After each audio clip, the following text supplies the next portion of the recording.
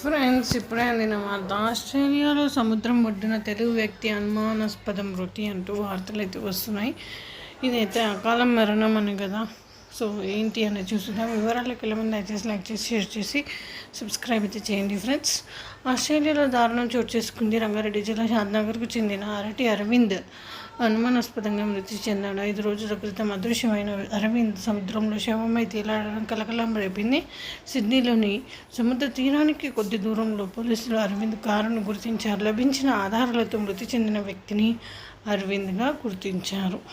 ఉద్యోగం నిమిత్తం 12 ఏళ్ల క్రితం అరవింద్ ఆస్ట్రేలియాలోని సిడ్నీలో స్థిరపడ్డాడు. అయితే అరవింద్ హత్య లేదా ఆత్మహత్య అనే కోణంలో పోలీసులు విచారణ జరుపుతున్నారు. 18 నెలల క్రితమే అతనికి వివాహం జరిగింది. పెళ్లి తర్వాత ఇటీవలే అరవింద్ భార్య తల్లితో కలిసి ఆస్ట్రేలియాకు వెళ్ళాడు. 6 రోజుల క్రితం అతని తల్లికి అక్కడ వాతావరణం పడకపోవడంతో ఇండియాకు తిరిగి వచ్చింది. దీంతో అక్కడే అరవింద్ భార్య సిరివెన్నెల కలిసి ఉంటున్నారు. మరో విషయం ఏంటంటే అరవింద్ భార్య ప్రస్తుతం గర్భవతి కావడంతో ఇండియాకు తిరిగి వచ్చేద్దామని అతడు భావించాడు.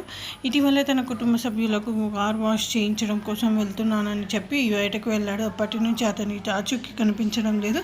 దీంతో కుటుంబ సభ్యులు పోలీసులకు ఫిర్యాదు చేశారు. అయితే అలాగే తాజాగా అరవింద్ అనుమానాస్పద స్థితిలో మృతి చెందడాన్ని సిడ్నీ లోకల్ పోలీసులు గుర్తించారు. ఈ విధంగా వార్తలు అయితే వస్తున్నాయి ఫ్రెండ్స్. కుటుంబ సభ్యులు అయితే